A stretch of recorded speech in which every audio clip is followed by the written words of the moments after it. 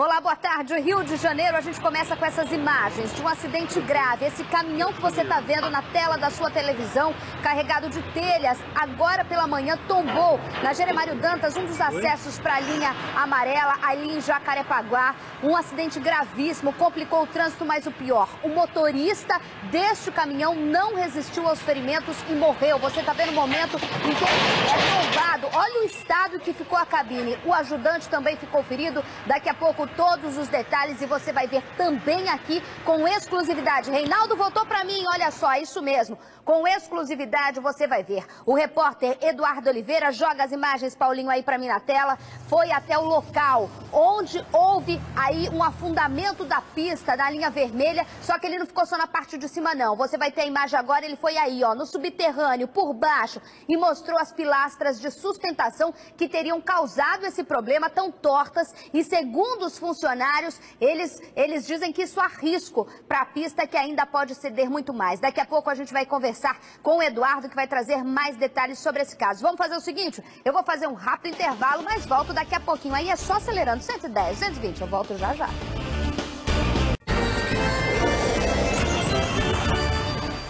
Estamos de volta, estamos junto. Agora um recadinho para vocês. Vem, Zazan, vem aqui comigo, olha só. Você viu agora no começo do nosso programa, a gente mostrou as imagens de um acidente grave hoje pela manhã na região de Jacarepaguá. Isso mesmo, um caminhão carregado de tijolos tombou na linha amarela, num dos acessos à linha amarela, na verdade. O motorista do veículo não resistiu e morreu no local.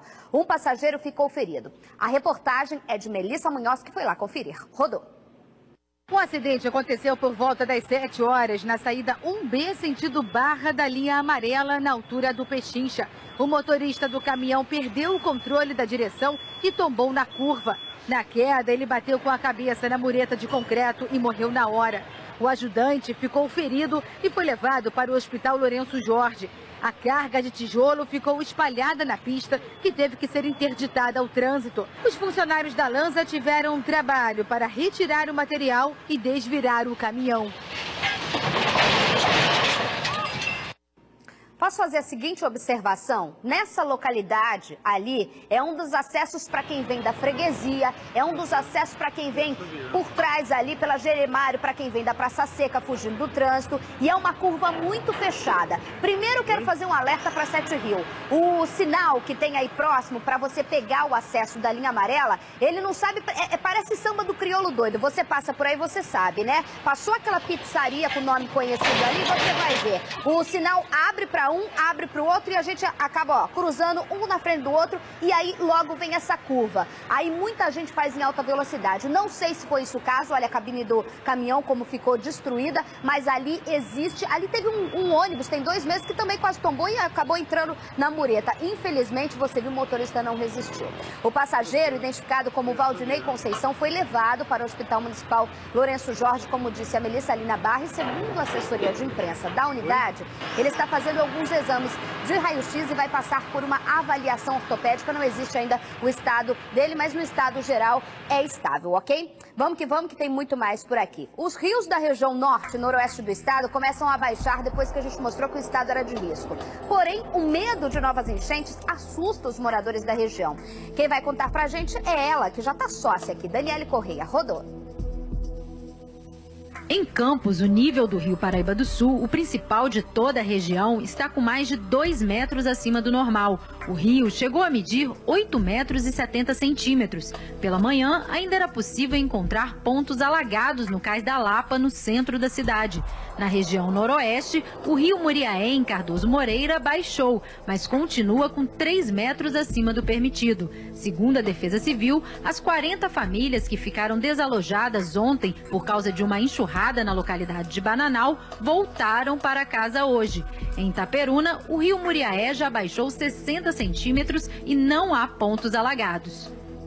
O grande problema aí do primeiro rio que foi mostrado ali na reportagem da Dani é o seguinte, ele vem lá de cima do Vale do Paraíba, você tá vendo, com uma grande força e acaba aí nessas regiões que a gente viu afetada durante essa semana, ganhando grande volume de água. Ou seja, se chove muito na cabeceira, aí danou-se aqui para baixo. Pode ser que o sol esteja lindo, o céu aberto, mas quem vai sofrer são as cidades. Quem vão sofrer os danos são as cidades aqui embaixo. Agora o que eu volto a repetir e uso a oportunidade, o horário, a grande audiência para falar.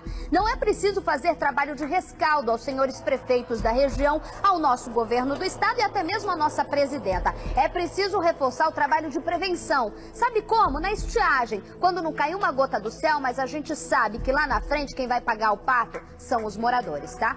Vamos falar agora da linha vermelha. Desde ontem a gente acompanha, e até mesmo com exclusividade, que o Eduardo entrou aqui para falar ao vivo sobre os riscos de novos afundamentos na linha vermelha, na região onde já teve essa semana um afundamento de pista. Os motoristas que passam pela linha vermelha ainda vão ter que enfrentar engarrafamentos durante uma semana por causa desse afundamento no asfalto.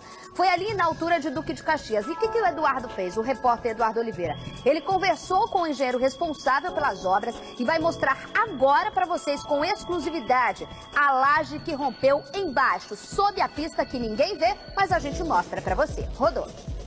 O afundamento neste trecho da linha vermelha foi provocado por uma fuga de material devido às condições do solo no local. Essa região aqui é uma região de mangue, é uma região de solo mole, uma região de solo muito ruim.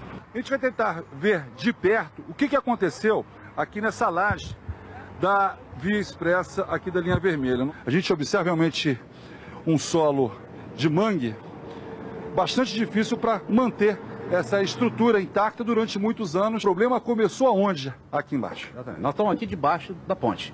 A laje é isso aqui, é essa estrutura, sob ela tem as estacas. Essa laje, eu vou te mostrar mais ali à frente, ela era num ponto mais alto. Ela rompeu e encostou no terreno. Quando ela rompeu, o terreno em cima veio junto. Daí a abertura daquela trinca. A saca é para evitar que quando a maré suba, ela comece a carregar material ali de baixo. Poder... Então ela já estava aí anteriormente? Já estava anteriormente. Oi, o que aconteceu? Cortou? Só quero entender uma coisa, o engenheiro falou pra gente se existe um risco de novo afundamento? O mais importante que eu quero saber agora, existe um risco de novos afundamentos de pista nessa região? Porque a grande preocupação, a gente se preocupa sim, é claro, com toda essa movimentação, com todo esse percalço, com todo esse transtorno que principalmente quem mora na Baixada está sofrendo com a pista única ali na via expressa, que seria expressa, entre aspas, da linha vermelha. Eu quero saber, tudo bem, a gente se preocupa, é um caos total, ficar parado horas no trânsito, é insalubre, faz mal à saúde, mas pior ainda é você desabar junto com a linha vermelha. Porque muita gente passa por ali e falou, Isabela, eu nem percebi que embaixo tem um mangue, eu nem sabia que ali tinha que ter ponte, tinha que ter pilastra de sustentação. Tem sim. Não é um espaço muito grande, não chegam a ser quilômetros, porém existem pilastras de sustentação que o mangue sobe, como você viu, o engenheiro explicou, é preciso colocar um tipo de encalço porque o terreno grudou no solo de baixo e aí veio tudo abaixo. O que eu gostaria de saber, pessoal aí de cima, vamos checar, por favor, se existem riscos de novos afundamentos. É isso que eu gostaria de saber, é isso que eu gostaria de ouvir pro Eduardo. Eu gostaria de alguém ligasse pro Eduardo, que conversou diretamente com o engenheiro, viu se existem riscos de novos de afundamentos, se é feito, segundo o engenheiro, aqui ó, o pessoal já tá me cantando aqui, segundo o engenheiro falou, não tem o risco de novos afundamentos nessa pista. Mas o que vai ser feito? A gente quer saber o que vai ser feito de imediato. Se teve algum tipo de afundamento, é porque precisa sim de uma manutenção mais efetiva e não apenas um trabalho de contenção, um trabalho paliativo, porque trabalho paliativo a gente já viu, ó, que durante a cidade faz o trabalho paliativo, o buraco fica muito maior, né? Lembrando que a prefeitura já avisou que vai ser um caos no trânsito. Quando ela avisa que vai ser um caos, meu amigo, se prepara, tira férias, fica em casa aí na Baixada, é melhor que você faz. Vamos lá? O carro da Guarda Municipal é atingido por manifestantes no Leblon. Quem foi conferir essa história foi o meu menino da madrugada, Rafael Paiva. Vejam só o estado em que ficou a viatura da Guarda Municipal apedrejada no início da madrugada. O vidro traseiro completamente destruído. Ela que estava estacionada ali próximo ao prédio do governador Sérgio Cabral, onde começou uma pequena confusão de manifestantes, ali na esquina da Avenida Delfim Moreira com a Aristide Espínola, onde mora o governador. Por sorte, os guardas municipais estavam fora do veículo e não ficaram feridos. Eles até tentaram correr atrás desse manifestante que jogou a pedra contra a viatura, mas ele conseguiu fugir.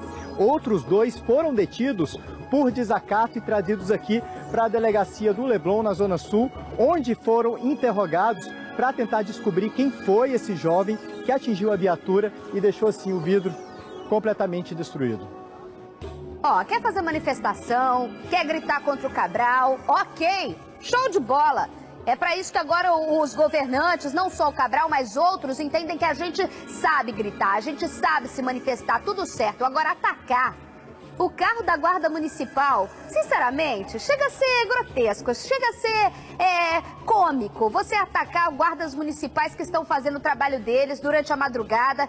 Você imagina acertar uma pedra na cabeça de um trabalhador como esse? Pelo amor de Deus, né? Você quer manifestar, faça direito.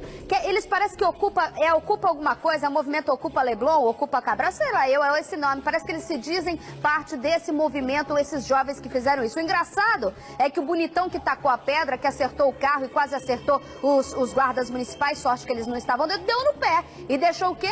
Pra trás os dois amigos pagando pato em plena delegacia. Eita, nós, hein? Eu vou falar agora pra vocês uma novidade no caso do gerente de banco que desapareceu. Lembra dessa história? Pois é, o mistério continua. Onde está o gerente do Banco do Brasil desaparecido há uma semana? Porém, nas últimas horas, uma novidade no caso pode levar as investigações para um outro rumo. Quer saber qual? Vai ver agora na reportagem. Rodou. Cláudio Martins da Cunha, de 46 anos, saiu de casa em direção ao trabalho no centro e nunca mais foi visto. Mas agora não só o paradeiro do gerente é investigado, como também 370 mil reais dos cofres da agência do Banco do Brasil que ele comandava. A denúncia foi divulgada pelo jornal Extra, segundo a reportagem. O dinheiro teria desaparecido e a polícia estaria investigando o desfalque que teria sido feito pelo próprio funcionário nos últimos 2 meses. A assessoria da Polícia Civil não confirma. O gerente teria mandado uma mensagem para a família 2 dias depois, se despedindo, e ainda diz que o que fez não tem volta. A família não acredita nessa hipótese e diz que outras pessoas teriam enviado o recado. Só para você entender essa história, esse gerente que vai aparecer aí, o Cláudio, na sua tela, de 46 anos, pode colocar para mim, Paulinho, esse daí. Ele era gerente de banco, do Banco do Brasil, gerente do banco, de uma agência do Banco do Brasil, na praia, ali no centro da cidade. Ele saiu de casa como todos os dias para ir trabalhar, não apareceu no trabalho. Os funcionários ficaram preocupados, ligaram e a mulher falou, não, ele saiu daqui. O último rastreamento do celular dele, ele passou, foi visto no posto do Detran. Depois, última ligação, registro das torres de celular do gerente foi em Ramos. Em Ramos, o celular dele misteriosamente foi desligado. Aí todo mundo estava preocupado, seria um sequestro, como já aconteceu de outros gerentes de banco. Porém, agora, um novo tempero nessa história deixa o bolo mais misterioso. Pois é, um fermento ganhou pólvora aí dentro desse caso. Isso porque a Polícia Civil não confirma, também não desconfirmou pra gente. E segundo o Jornal Extra, aqui a gente dá crédito aos nossos colegas que trabalham e conseguem as informações com exclusividade, essa agência teria desaparecido o paradeiro não só do gerente, como também de 370 mil reais da agência no qual ele era tesoureiro, no qual esse gerente, segundo as informações que a gente tem, teria o acesso direto ao setor contábil do banco. Ainda de acordo com a denúncia do Jornal Extra, como que era feito esse esquema nos últimos 2 meses?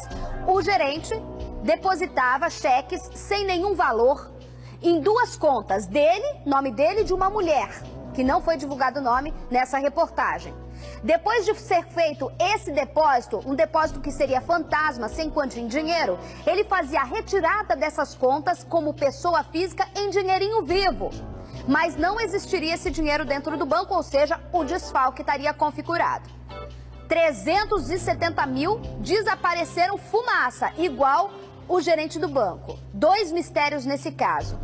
O que acontece é que, segundo ainda as investigações, segundo a reportagem do Jornal Extra, a mulher dele foi depor na delegacia que cuida do caso, a 29 DP, você está vendo aí na sua tela, e contou que recebeu 2 dias depois uma mensagem dizendo que se despedindo da mãe de 82 anos que mora com ele, da filha, da mulher, e falando o seguinte, o que ele fez não tinha volta. A família não acredita nessa hipótese. A família acredita sim que outra pessoa pode ter se passado pelo gerente e tá mandando essas mensagens. A gente tentou checar de todas as formas com a Polícia Civil, mas a gente vai continuar nesse caso para saber o que aconteceu. Agora, o mistério tá muito maior, concordam? Pois é. Vamos que tem muito mais. Olha só, uma história horrível. Chega a dar até um negócio na gente. Pai e filho são assassinados dentro de um veículo perto do Fórum de São Gonçalo. O repórter Rafael Paiva tem as informações, tem os detalhes e depois eu vou ao vivo com as novidades do caso. Rodou. O crime aconteceu por volta das 11 horas da manhã desta quarta-feira na rua Casemiro de Abreu, no bairro de Santa Catarina, em São Gonçalo. 5 pessoas da mesma família estavam em uma Kombi quando 2 homens em uma moto já chegaram atirando. Mesmo baleado, o motorista ainda conseguiu dirigir por alguns metros, mas acabou perdendo o controle do veículo e bateu em outro que estava estacionado. Testemunhas que presenciaram a ação disseram que a vítima chegou a pedir que os assassinos poupassem a família dele. André Santos Matias, de 20 anos, foi morto com 6 tiros, mas o filho dele, de apenas 2 anos e 8 meses, também foi atingido e morreu a caminho do hospital. Os outros passageiros, inclusive a mãe da criança, saíram sem nenhum ferimento. Foi através de retrato falado e depoimentos de familiares que os policiais aqui da Delegacia de Neves, em São Gonçalo, já identificaram o homem acusado de matar pai e filho. O suspeito, que não teve o nome revelado para não atrapalhar nas investigações, já tinha 2 passagens pela polícia por receptação e porte ilegal de arma. Ele estava solto há 2 anos. Segundo o delegado que investiga o caso, as buscas ao criminoso foram intensificadas, mas ele continua foragido. Meu amigo, você ouviu certo. Durante uma execução, seja pagamento de história, seja testa batida, como muita gente fala por aí, o que for, a polícia vai identificar o que é, mas o que mais dói na gente é essa daí, ó. Um bebê, 2 anos e 8 meses, não é uma criança, ainda é um bebê que perdeu a vida em meio a tiros, em meio a uma execução, em que, segundo as informações que o próprio Rafael Paiva contou, você tá vendo aí, pai vinha de 20 anos, estava dirigindo essa combosa aí, estava dirigindo a Kombi, com toda a família dentro, inclusive a mulher, a esposa, a mãe do bebê, quando bandidos, porque executaram, independentemente do briga por quê que foi o acerto de contas, bandidos alvejaram todo o carro e, segundo as informações, as testemunhas que sobreviveram, ele implorou, falando que a família dele, inclusive um bebê, estava dentro da Kombi, e continuou o aço caindo para cima deles. O que aconteceu? Perdeu a vida o pai e perdeu a vida um inocente de 2 anos e 8 meses, que morreu com um tiro. Morreu com um tiro. Não sobreviveu. Um bebê de 2 anos e 11 meses, não tem diferença, é bebê da mesma forma, 3 anos praticamente. Morreu ao lado da mãe, ao lado dos irmãos. Você está vendo na imagem como a gente fez a simulação, segundo a forma que a polícia falou. Não tem nem sombra de dúvidas de que foi uma execução. Daqui a pouco a gente vai ter as informações ao vivo. O Eduardo Oliveira está correndo atrás dessa história. Você viu que o Rafael Paiva foi durante a madrugada conferir o local onde tudo aconteceu. E, segundo as informações da polícia, a caça ao criminoso responsável por essas mortes estava sendo intensificada. Daqui a pouco eu quero, estão me cantando aqui, o Eduardo Oliveira está atrás de novas informações, se o bandido foi preso, como que está essa busca, daqui a pouco eu trago essas informações ao vivo. Essa é a foto, ó, do momento da Kombi, tão curiosos olhando aí, a Kombi que ficou no local, ainda no local hoje pela manhã, a polícia fez um isolamento da área, a Kombi, o motorista chegou a conversar com os criminosos, chegou a pedir para que não matassem a família dele, ele não resistiu, perdeu o controle e eles continuaram, mesmo, segundo a polícia, mesmo depois da Kombi batida, parada, com o condutor executado, eles continuaram atirando. Foi então que um bebê de quase 3 anos acabou morrendo com tiros também. Daqui a pouco mais informações ao vivo, pai e filho vão ser enterrados juntos ainda hoje. E começam, olha só, a ser punidos os policiais e manifestantes envolvidos na onda de protestos que começou em junho e está se intensificando até hoje, né? E também a gente vai ver quem são esses primeiros condenados, quais são as penas que eles levaram. Você vai ver agora, rodou. As punições iniciaram 6 meses depois das primeiras manifestações em junho. Um policial militar que agrediu uma mulher na Lapa em agosto foi indiciado por lesão corporal e vai ser julgado pela Auditoria da Justiça Militar. Este outro agente, que anda sem camisa no telhado da Câmara de Vereadores, foi afastado do serviço reservado da PM. Ele atirou objetos nos professores que protestavam em frente ao prédio. Mas a primeira condenação foi para um manifestante, um morador de rua preso com 2 coquetéis Molotov. Foi condenado a 4 anos de prisão em regime fechado. O catador de latas ainda pegou mais 5 anos porque já tinha sido condenado 2 vezes por roubo. Não é que um catador de lata, um mendigo vai ser inocente pela vida social dele, falta de dinheiro, falta de vida, falta de tudo. Não é porque mora na rua que é um coitadinho, ok.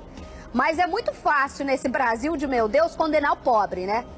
Que fosse essas medidas efetivas e rápidas diante da condenação de quem cometeu um crime, espalhados por outras vielas da nossa sociedade, por outros becos escuros da nossa sociedade, né?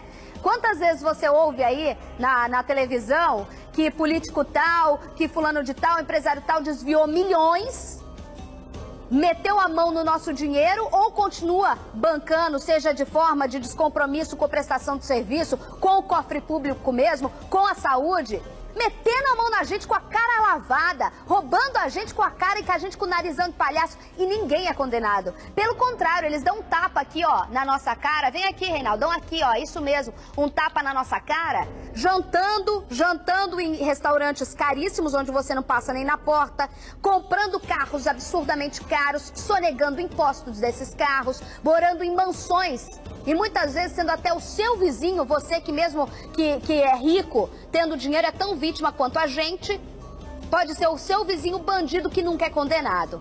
Ok, bacana, ok, tá se fazendo valer as punições diante das manifestações, diante do que vocês entendem como crime, a Constituição existe para isso.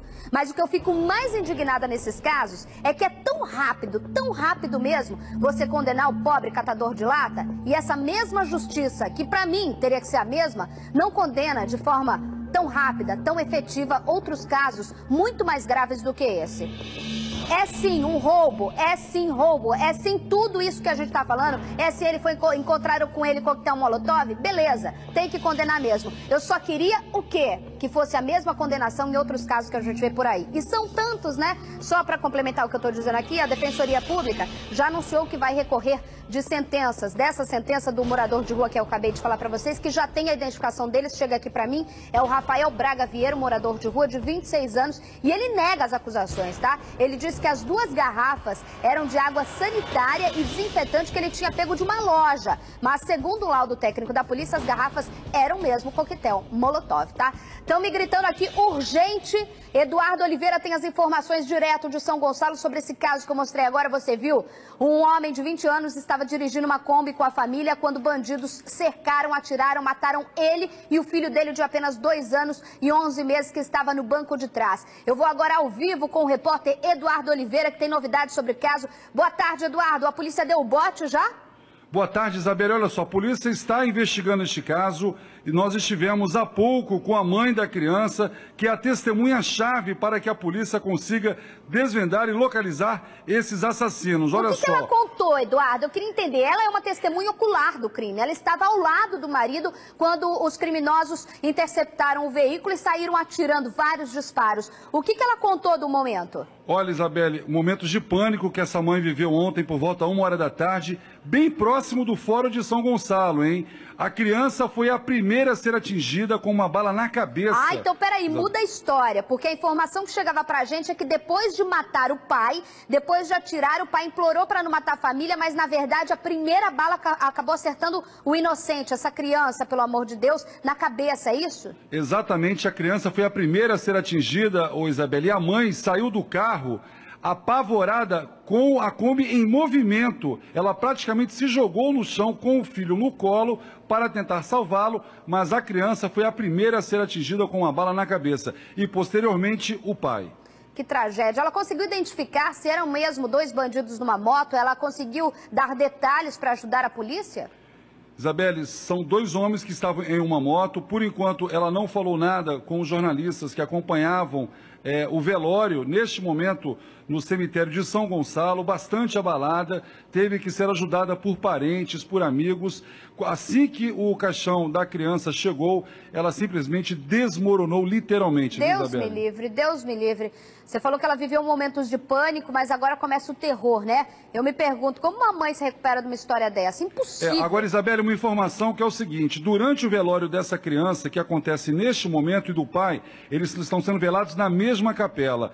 Segundo informações de parentes que estão no velório, um homem suspeito andou ali próximo ali às redondezas ali da capela, entrou, não falou nada com ninguém. E aí o que acontece? A nossa própria equipe de reportagem ligou para o 90 pedindo o apoio da Polícia Militar, porque essa senhora trata-se de uma testemunha ocular de um duplo homicídio, do filho e do marido. Deixa eu só entender a história. A mulher perde o marido e o filho com uma bala na cabeça, ao lado dela. Ela sai correndo com o corpo do filho no colo, já morto por causa da bala de um bandido, e ainda tem que viver o terror durante o velório dos dois, de que pode ser morta a qualquer momento ali no local. É demais pra minha cabeça, Eduardo. É isso mesmo, Isabelle. O Pedro Mota, nosso repórter cinematográfico, falou pessoalmente com o 90, solicitando imediatamente uma viatura, porque os parentes estavam totalmente apavorados, enfim, bastante triste com o que aconteceu, e ligou para o 90 pedindo o apoio de uma viatura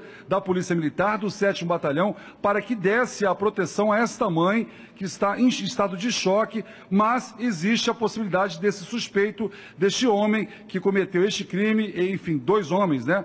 Mas apenas um estava rodeando ali a capela. Eu peço atenção, então, para os nossos amigos queridos que trabalham, apesar das dificuldades, do salário baixo e tudo mais, os policiais militares aí da região, por favor, dar um auxílio, porque eu acho que é mais do que um auxílio de segurança, mais do que a farda manda, mais do que treinamento, mas é uma questão de humanidade, independentemente da história que permeia, do contexto dessa história toda. Falando em contexto, Eduardo, eu queria te perguntar, a polícia já sabe exatamente qual é o motivo de tanta ira, de tanta raiva, de tanto acerto de contas como aconteceu ontem?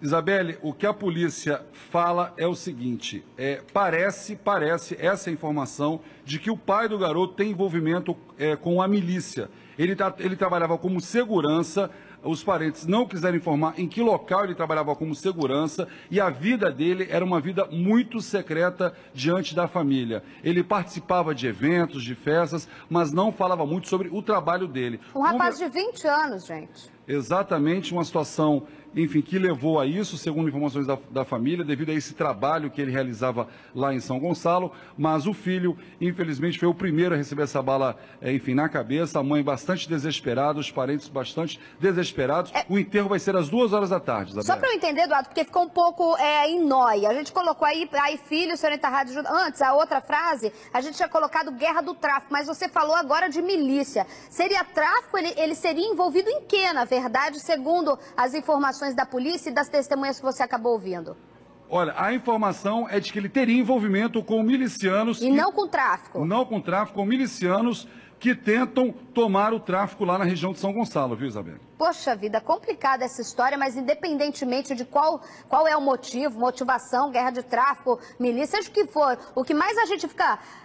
o que mais a gente fica pensando é a situação de que um bebê de 3 anos morre, seja numa guerra do que for, mas embaixo de tiro, com uma bala na cabeça no colo da mãe. Isso é inadmissível, não é, Eduardo? Olha, inadmissível. A criança estava com catapora, Eliane, e os pais estavam levando a criança para uma consulta com o pediatra ali no pronto-socorro de São Gonçalo, ali na Praça Zé Garoto.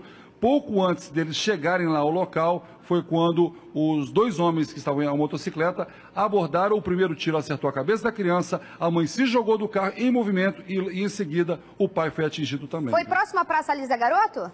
Foi próximo ao fórum de São Gonçalo, Isabel, mas estava não estava muito longe do hospital, não. Do pronto-socorro. Exatamente. Inclusive, esse pronto-socorro tem um histórico absurdo, por causa de que a região é violenta. Quem mora lá sabe do que eu estou falando. Já 2 vezes vítimas de brigas. A Praça Zé Garoto, se você não conhece ali, só para a gente fazer um destaque aqui, um alerta, sempre foi muito famosa por encontros de torcidas rivais. E ali se acertavam conto e 2 vezes pessoas baleadas foram atendidas no pronto-socorro de São Gonçalo e os bandidos entraram no pronto-socorro e fizeram a execução ali mesmo. Ou seja, uma região muito perigosa. Lembrando que aí próximo ao fórum de São Gonçalo, onde foi essa execução, foi por volta de que horas, Eduardo? Exatamente. Olha, por volta da 1h da tarde, ao momento, 1h da tarde, a família confirmou essa informação. A localidade ali, a gente sabe que tem várias comunidades por perto, mas mesmo assim é uma avenida muito movimentada, 1h da tarde, ou seja, não tiveram medo de nada, muito menos menos de repressão de sair matando uma família inteira dentro da Kombi, concorda? Exatamente, foi ali na rua Casimiro de Abreu, viu, Isabelle? A altura do número 128, no bairro Santa Catarina. Bairro de Santa Catarina, inclusive o pessoal hoje ligando bastante da região de São Gonçalo, da insegurança, por isso a gente está destacando aqui. E esse é mais um caso de violência, um caso chocante, porque envolve principalmente a morte desse bebê. Eduardo Oliveira, qualquer informação, bote da polícia, o que for, pode entrar aqui, dá um grito que você entra ao vivo, tá? Um abraço para você, muito obrigada. Vamos lá. Presos suspeitos de atacar fórum de Bangu. 2 deles, detalhes, são advogados e poderão ter as carteiras profissionais cassadas. A Polícia Civil está atrás de quatro foragidos. Rodou a reportagem. Advogados atrás das grades. Clóvis Pinto de Souza e Adriana Godoy dos Santos Prado, de 28 anos, são acusados de participação na invasão do Fórum de Bangu. Eles e mais outras 2 mulheres, Bruna e Daniela dos Santos Prado, que são irmãs da advogada, foram presos ontem em Anchieta. Outros 3 mandados de prisão foram cumpridos contra os traficantes Alexandre de Melo, o Piolho, Vanderlan Ramos, o Chocolate, e Luiz Armando Vieira, o Dallas.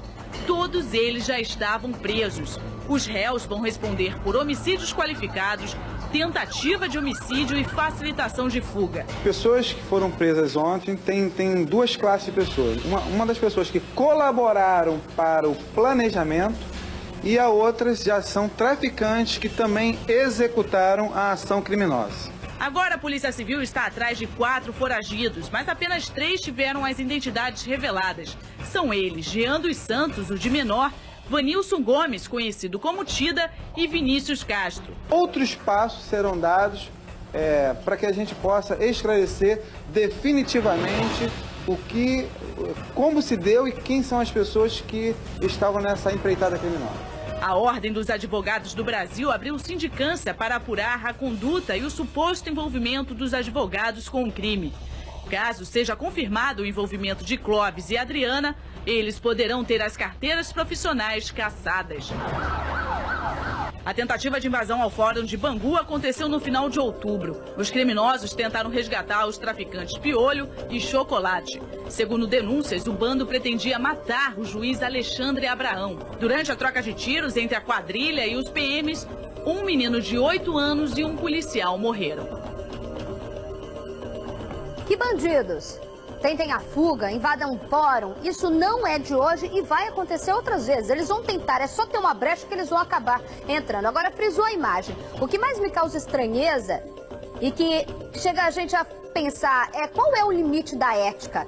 Qual é o limite do trabalho que você pode ter dentro da sua profissão? No caso, a gente está falando de advogados. Uma advogada bonita como essa, concordam? Tem um diploma na mão, sentou numa cadeira universitária, tirou. O mais difícil hoje do que é tirar um diploma, tirou a carteira da Ordem dos Advogados do Brasil, a tão falada e carteira importante que é a OAB, tão conceituada a OAB. Aí agora se vê diante do fato com uma imagem dessa, com um delegado, como é o caso do Dr. Rivaldo, que é tarimbado, conhecido, respeitado, falando sobre a questão de planejar, ajuda no planejamento de um crime como esse, porque eles iam invadir o fórum e, segundo as informações, era matar o juiz e acabar resgatando os criminosos. É um plano mirabolante. Seja na execução ou seja no planejamento, a polícia vai entender que todo mundo faz parte do mesmo saco. Ou seja, todo mundo é criminoso, independentemente se você tem um diploma ou não.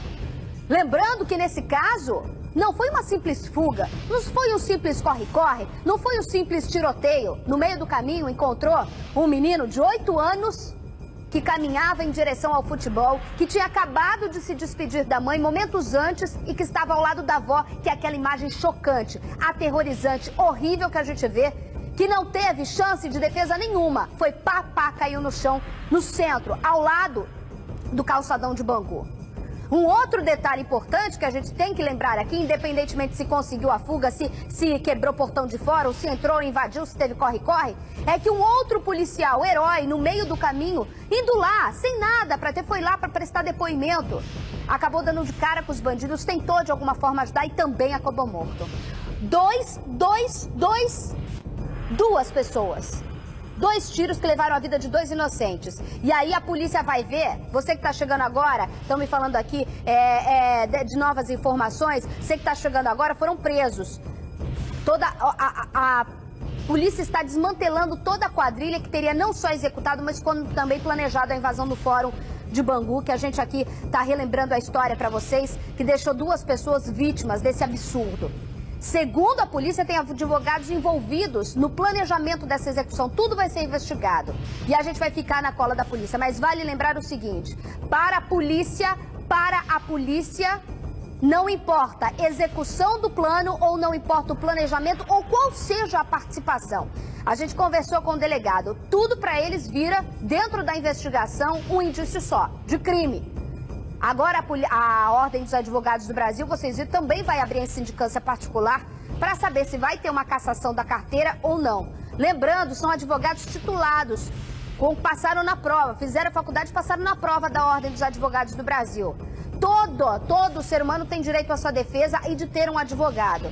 Agora, como é o trabalho efetivo dessas pessoas, não existe um limite para isso. Não existe como você saber permear. Existem leis que defendem a conversa entre o acusado e o seu próprio defensor. E aí o que aconteceu nesse meio, como foi feito esse planejamento antes da execução desse rastreio, de tentar pegar esses criminosos, lembrando que ninguém conseguiu ser resgatado e o juiz conseguiu sair com vida, porque o plano era a execução desse juiz. Ninguém sabe, nesse meio, o que aconteceu. E é isso que a polícia quer saber. Atenção, Eduardo Oliveira tem novas informações pra gente. Acabaram de chegar as imagens. Da onde?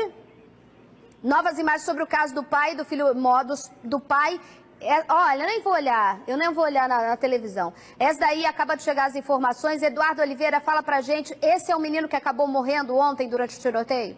Exatamente, Isabela. Essas são as primeiras fotos que estão sendo exibidas em uma emissora de televisão do garoto, do André Roberto Silva Matias, de 2 anos e 11 meses, morto com um tiro na cabeça ontem, enquanto ele estava com a mãe no colo, indo para o pronto-socorro municipal de São Gonçalo, ao lado do pai. Eles foram executados por 2 homens que estavam em uma moto na rua Casimiro de Abreu, bem próximo ao Fórum de São Gonçalo. Neste momento, Isabela, acontece o velório do pai e do filho. Eles estão na mesma capela. A mãe, ela chegou há pouco, muito abalada, recebendo ajuda de parentes e de amigos. Agora, a família está bastante preocupada com a segurança da Lucy Evelyn, que é o nome dela, viu, Isabela? Olha, eu nem vou me estender muito aqui, Eduardo, mas assim, você está vendo aí as imagens do menino.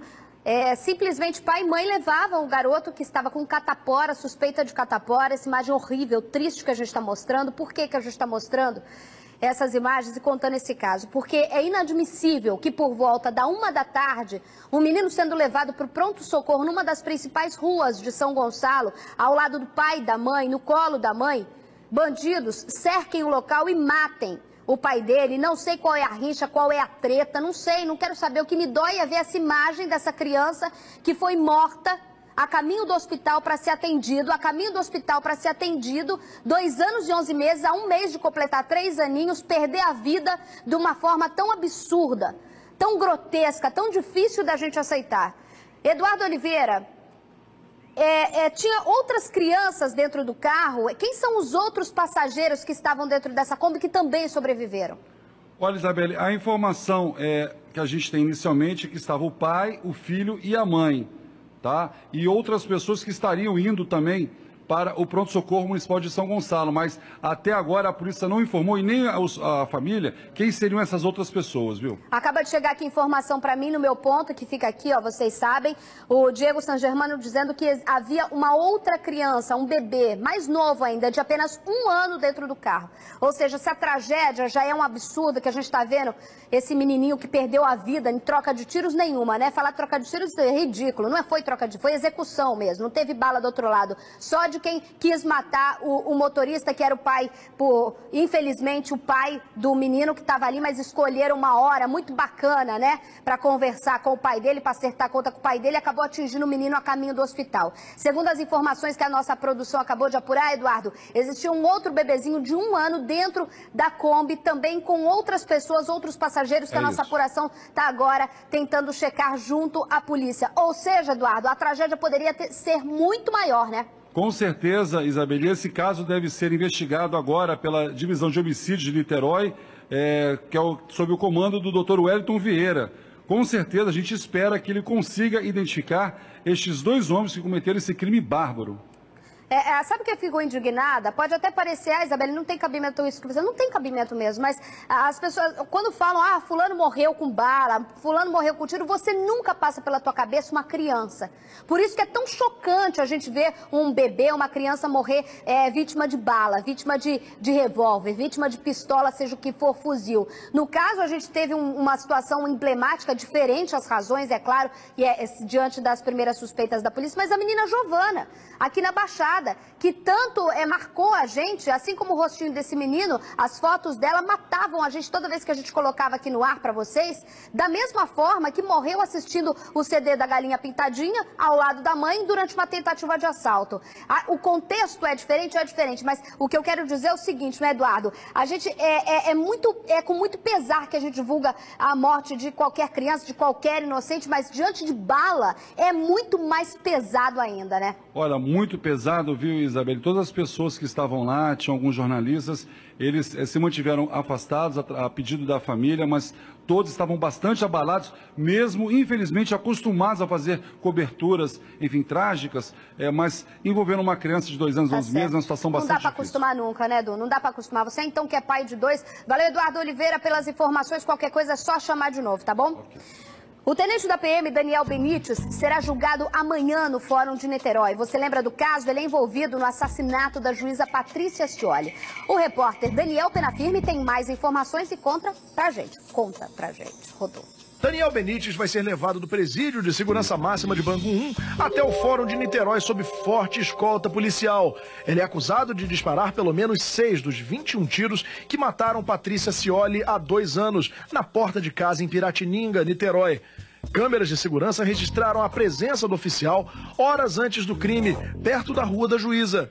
Um PM que também participou da emboscada confirmou em juízo que Benites foi o articulador da tocaia e teve o apoio do então comandante do Batalhão de São Gonçalo, Cláudio Oliveira, apontado como mandante do crime. O julgamento deve ter início às 8 horas da manhã desta sexta-feira, aqui mesmo, no Fórum de Niterói, que vai estar com a segurança reforçada por policiais civis e militares. A expectativa é de que a sentença seja conhecida no início da noite. A condenação é dada como certa pela família da juíza Patrícia Scioli e também pelo Ministério Público, que vai pedir 36 anos de prisão pelos crimes de homicídio triplamente qualificado e formação de quadrilha armada. A prova técnica é muito boa, a prova testemunhal é fantástica e tenho certeza que amanhã a gente não só condena o Benites, como também já começa a demonstrar a total culpa do coronel nesse crime.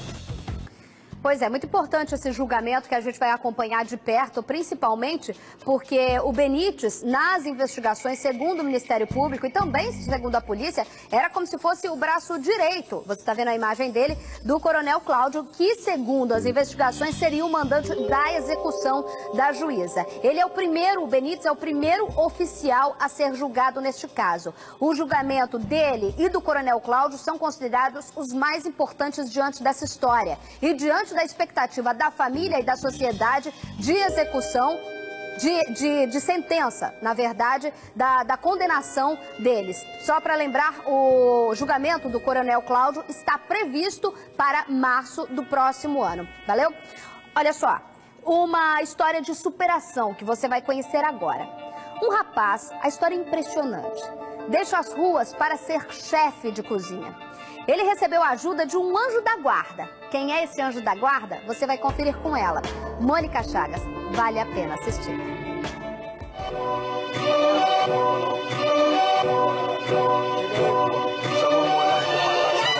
pessoas olham pra você assim como se você fosse bandido, drogado, sabe? Sempre eles acham que você fez alguma coisa errada pra estar ali na rua. Durante 1 ano e meio, a vida de André Luiz era assim. Ele andava pelas ruas, dormia ao relento, até que ele encontrou um anjo da guarda, a Gláucia. Como é que foi esse encontro, André? Pô, depois de muito sofrimento, cara, que eu vim aqui pro Rio, que eu tinha perdido antes minha casa em São Paulo, né? Vim pra trabalhar ajudando pedreiro, dormia na obra. Acabou a obra, fui pra rua. Daí acabei sendo atropelado também na rua, fiquei sem andar durante um tempo. Eu tava deprimido, chateado pra caramba com isso. De repente aparece quem? Gláucia, e me ajudou muito. Graças à publicitária, André fez curso de cabeleireiro e cozinheiro, mas acabou optando por colocar a mão na massa. Como ele mesmo conta que ele comia comidas de macumba, hoje ele faz o cardápio desse restaurante e agora ele vai ser, na realidade, promovido, né, a chefe de cozinha. Na cozinha do restaurante ele mostra que leva jeito pra coisa. Quem experimenta os pratos feitos pelo cozinheiro, aprova. Aprovado. Qualidade muito boa. A comida é excelente. Muito boa. A força de vontade do ex-morador de rua fez com que ele superasse os problemas. A vida dura do passado já é uma página virada. Agora eu só penso mesmo no futuro, né? Agora eu quero o meu objetivo, continuar, crescer mesmo na vida. Eu acho que ele está servindo de exemplo para várias pessoas. O restaurante onde o André trabalha aqui no centro da cidade está completamente lotado e as pessoas estão elogiando muito, viu, a comida. André, o que é isso para você? Para mim é muito satisfatório, porque eu não imaginava assim que eu ia fazer sucesso ainda como cozinheiro. Pensava que ia fazer alguma coisinha assim que eu ia agradar, mas não que as pessoas iam gostar tanto. Ao olhar para André, os olhos de Gláucia se enchem de orgulho com uma pitada de dever cumprido. Ô, coisa linda, né? André, falar diretamente com você. Cara, você é o cara.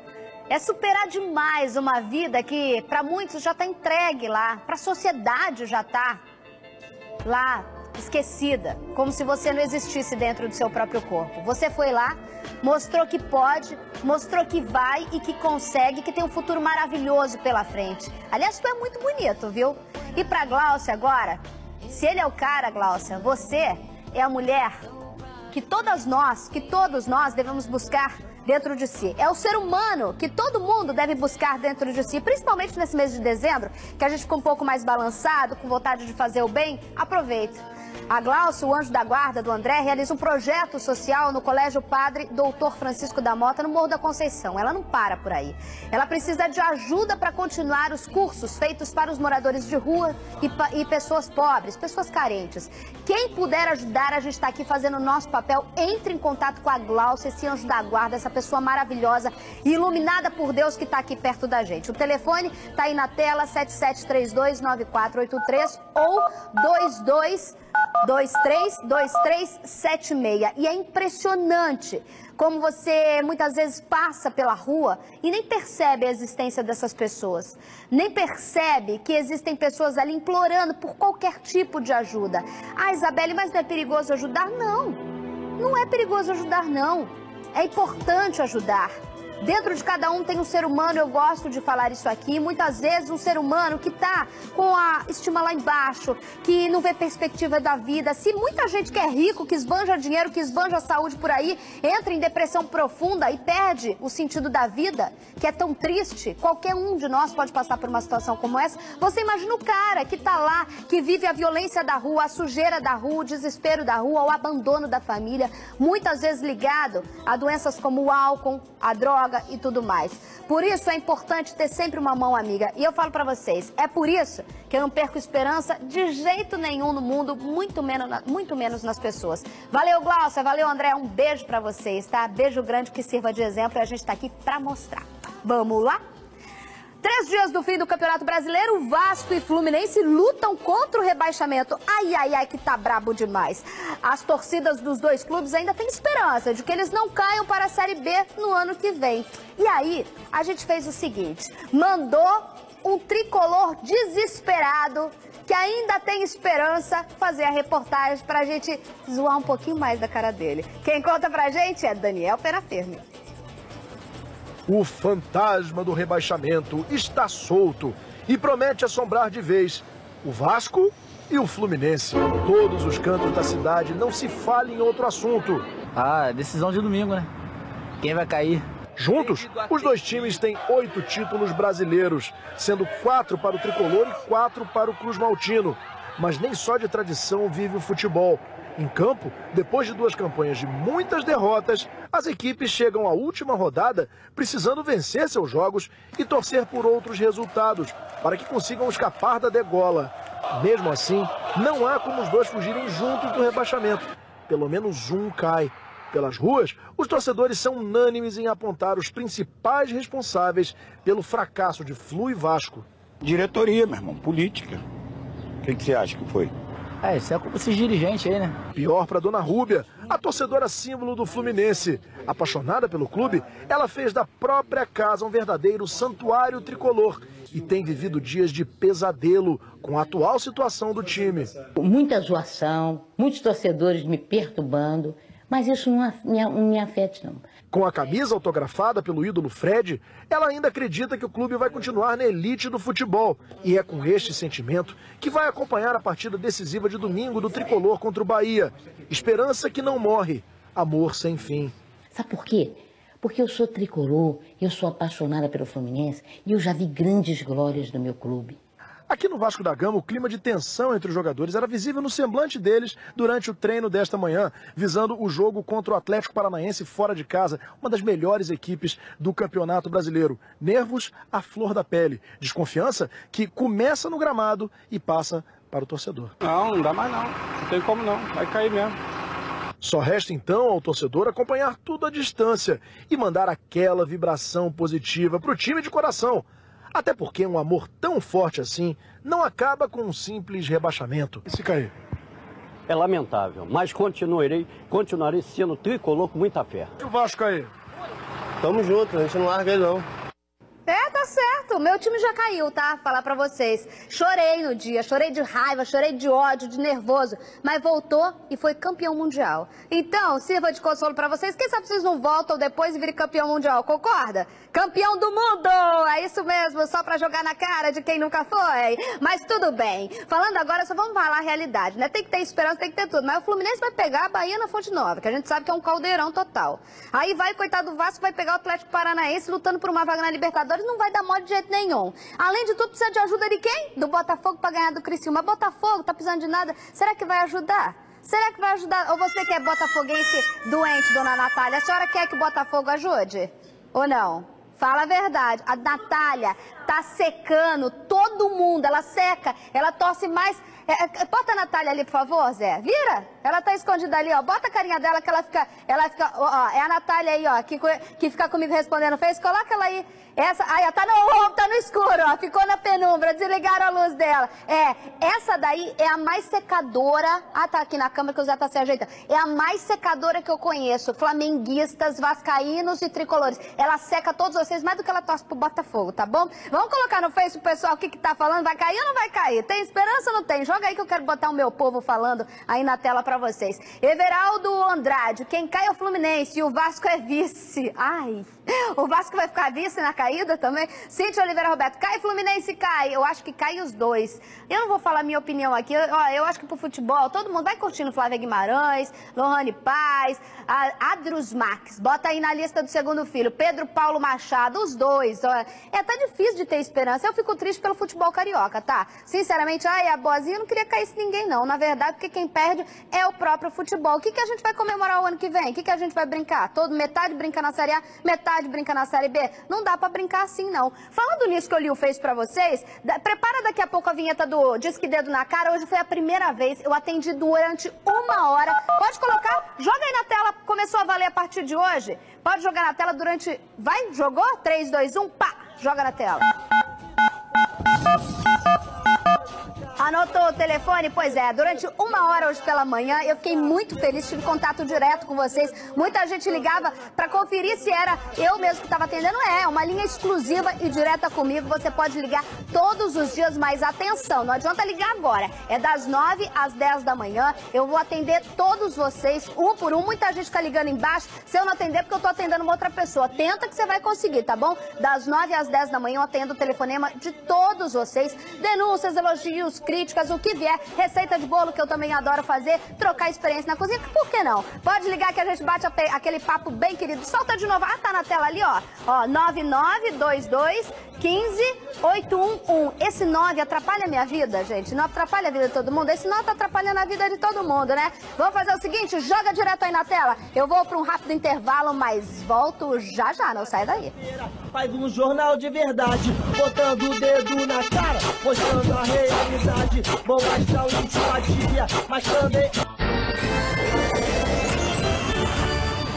Ó, eu prometi pro marido dessa senhora, joga na tela, por favor, Reinaldo. É a dona Deuselina, que saiu de casa no último domingo. O marido colocou ela é casada há 40 anos, ele tá desesperado, tadinho. No ônibus de Bangu em direção ao centro, ela desceria em Bom Sucesso, mas não desceu, tá desaparecida desde então. O telefone tá na tela, 968184594. Dona Deuselina pode estar aí perdida, desaparecida. Por favor, ajude, que ele tá desesperado, o senhorzinho. Olha só, um beijo pra Gilmara de Souza, que ligou hoje pra mim no Disque Dedo na Cara, todo mundo participando. A Camila Sodré, e aqui também tem reclamação lá em Belfort Roxo, tá faltando na unidade 15 medicamento. Dedo na cara, hein, prefeito? Aline de Niterói, um beijo pra você, Aline de Niterói, que o marido falou que é meu fã, né? Que é o doutor Pedro?